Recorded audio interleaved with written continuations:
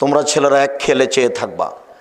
সাওবান রাদিয়াল্লাহু তাআলা আনহু বলছেন, আমরা যদি জানতে পারতাম কোনটা সঞ্চিত সম্পদ তাহলে সঞ্চয় করে রাখতাম, যার জাকাত লাগে না। আমরা যদি জানতে পারতাম কোনটা সঞ্চিত সম্পদ, সঞ্চয় করে রাখলে জাকাত লাগে না, তো সঞ্চয় করে রাখতাম। আমরা যদি জানতে পারতাম কোনটা দামি সম্পদ, সঞ্চয় করে রাখলে জাকাত লাগে না, তো সঞ্চয় করে রাখতাম। তখন আল্লাহ রাসূল বলছেন, শোনো শোনো শোনো শোনো, আফজালহু, সবচেয়ে দামি সম্পদ, সবচেয়ে উত্তম সম্পদ, সবচেয়ে দামি সম্পদ এক লিসানুন যাকির, ওই জিহ্বা যে জিহ্বা সুবহানাল্লাহ বলতে পারে, আলহামদুলিল্লাহ বলতে পারে, আল্লাহ আকবার বলতে পারে, তাসবিহ তাহলিল করতে পারে। এই জিহ্বা হচ্ছে দামি সম্পদ, সঞ্চিত সম্পদ একটু। তাহলে সবচেয়ে ভালো হলো জিহ্বা।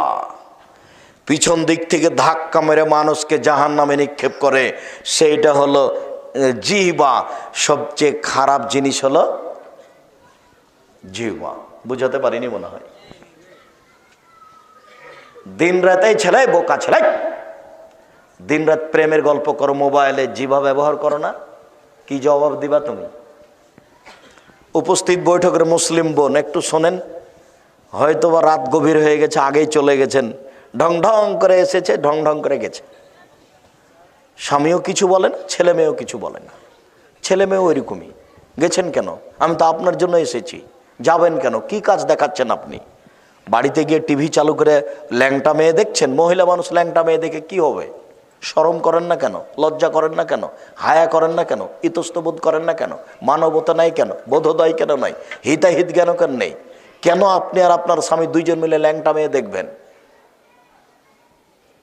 কেন দেখবেন? এভাবে চক্ষু ঠান্ডা করে জান্নাত কিনতে চান? এভাবে চক্ষু ঠান্ডা করে জান্নাত কিনতে চান? হিসাব হলো। আর আপনাদেরকে আমি অনুরোধ করেছি যে 3 শ্রেণীর মানুষ জান্নাতে যাবেই যাবেই যাবে। 3 শ্রেণীর মানুষ জান্নাতে যাবে যাবেই যাবে। এক, আল্লাহর ভয়ে কাঁদে যে জান্নাতে যাবে। 2, হারাসাত ফি সাবিলিল্লাহ, আল্লাহ রাস্তায় পাহারা দেয় যে। 3, গাজাতান মাহারে মিল্লা, বেগানা নারীকে দেখে চক্ষু নিচু করে যে, অপর নারীকে দেখে চক্ষু নিচু করে যে, সে জান্নাতে যাবেই। এই কথাটাই আবার একটু বলছি। আল্লাহ রাসূল বলছেন, শোনো, তোমরা 6টা জিনিস গ্রহণ করো, আমি তোমাদেরকে জান্নাতে নিয়ে যাব। কিভাবে যে নিয়ে যাব সেটা আমার ব্যাপার। 1, অসদকে জাহাদ্দাস্তুম, কথা বললে সত্য কথা বলো। 2, অফে যাওয়া তুম, অদা করলে পূর্ণ করো। 3, অদ্বয়ে যাও উতুমেন তুম, আমানত রাখা হলে সময়ে দিয়ে দাও। 4, অহফাজু ফরুজাকুম, জেনায় লিপ্ত হয়েও না। 5, কুফায় দিয়ে কম, দলীয় ক্ষমতা দেখায়ও না, হাত নিচু করে রাখো, দলীয় ক্ষমতা দেখায়ও না। 6, গুজ্জু আবসারাকুম, চক্ষু নিচু করো, মেয়েদেরকে দেখে চক্ষু নিচু করো। কিভাবে জান্নাতে নিয়ে যেতে হবে সেটা আমার ব্যাপার, আমি জান্নাতে নিয়ে যাব। জরুরি কথা আরেকটা, জাবের বলছেন যে আমি আল্লাহ রাসূলকে বললাম, আল্লাহ রাসূল, হঠাৎ যদি কোনো মহিলার উপরে চোখ পড়ে যায় তাহলে কি করব? আল্লাহ রাসূল, হঠাৎ যদি কোনো মহিলার উপরে চোখ পড়ে যায় তাহলে কি করব? তখন আল্লাহ রাসূল আমাকে বললেন, আন আসরেফা বাসারি, তুমি মুখ ফিরিয়ে নিবা, এইভাবে মুখ করে নিবা, মুখ ফিরিয়ে নিবা। শোনেন উপস্থিত বৈঠকের মুসলিম বোন, আপনাকে বলছিলাম যে আপনারা দুইজন মিলে যে মহিলাটার খবর শুনছেন, ও তো পতিতালয়ের মেয়ে, ও তো রং মাখানো মহিলা, ও যে খবর পড়ছে তার মুখের উপরে চোখ রেখে আপনার স্বামী, আপনি কেমনে খবর শোনেন? যদি টিভিতে খবর শুনতে হয় তাহলে এভাবে বসে থাকতে হবে। আমি বুঝাতে পারি না মনে হয়। আপনি যে ওই রং মাখানো মেয়েটার মুখের উপরে চোখ লাগিয়ে খবর শুনছেন, তো আপনি কি মনে করছেন আমার ঈমান আছে? ঈমান তো কোনো কাজ করে না। এদিকে দেখেন, এদিকে দেখেন, ঈমান যত বেশি হবে পাপ তত কম হবে। ঈমান যত কম হবে পাপ তত বেশি হবে তাহাজ্জুদ পড়লেও। ঈমান যত বেশি হবে পাপ তত কম হবে। ঈমান যত কম হবে পাপ তত বেশি হবে। তাহাজ্জুদ পড়লেও মুরব্বি তাহাজ্জুদ পড়ে কিন্তু তামাক খায়, মুরব্বি তাহাজ্জুদ পড়ে কিন্তু দাড়ি চাঁচে, ঈমান কাজ করে না। মেয়েটা বোরখা পরে কিন্তু প্রেমের গল্প করে, তার ঈমান কোনো কাজ করে না। সম্মানিত দিনী ভাই বোন, বলছিলাম আপনার কথা একটা চলে এসেছে উপস্থিত বৈঠকের মুসলিম বোন। 4টা কাজ করলে জান্নাতের 8টি দরজা খোলা, যে কোনো দরজা দিয়ে ঢুকতে পারেন। আপনার জন্য জান্নাত সহজ। 1 সলাত খামসাহা, 5 ওয়াক্ত সলাত আদায় করতে হবে। 2 সমাত সাহারাহা, রমজান মাসের সিয়াম রোজা থাকতে হবে। 3 আতাত বালাহা, স্বামীকে মেনে চলতে হবে, তিতা লাগলেও মিঠা লাগলেও। যদি স্বামীর সাথে না বনে তাহলে তাকে খোলা তালাক দিয়ে চলে যেতে হবে, অন্যথায় স্বামীকে মেনে চলতে হবে। 4 আহসানাত ফারজাহা, জেনা থেকে বেঁচে থাকতে হবে। জান্নাতের 8টি দরজা খোলা। 1 5 ওয়াক্ত সলাত, 2 রমজান মাসে রোজা, 3 স্বামীকে মেনে চলা, 4 জেনা না করা।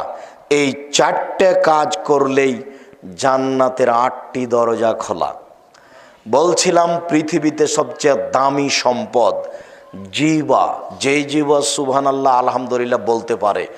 দ্বিতীয় দামি সম্পদ হচ্ছে কালবুন শাকের, ওই অন্তর যে অন্তর অল্পতে তুষ্ট, যা পেয়েছে আলহামদুলিল্লাহ। 3 জাওতাতুন তুইনো ইমরাতুন তুইনো জাওজাহা আলা ঈমানিহি, ওই স্বামী ওই স্ত্রী সঞ্চিত সম্পদ, যে স্ত্রী তার স্বামীকে দিনের উপরে সহযোগিতা করতে পারে।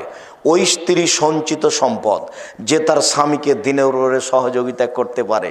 স্বামীকে বলছে, দেখুন আমার পুরো জীবন আপনার জন্য প্রস্তুত, আমার একটা কথা শোনেন, দেখেন আমার একটা কথা শোনেন, আমি না খেয়ে ভাত নিয়ে রাত্রি 12টা পর্যন্ত বসে থাকি আপনার জন্য। আমি চাচ্ছি এশার সালাতের পরে 9টায় চলে আসবেন, আমি ভাত পরিবেশন করব, খেয়ে ঘুমিয়ে যাবেন, রাত্রি 2টায় উঠবেন, আল্লাহকে ডাকবেন, এটা আমি চাই।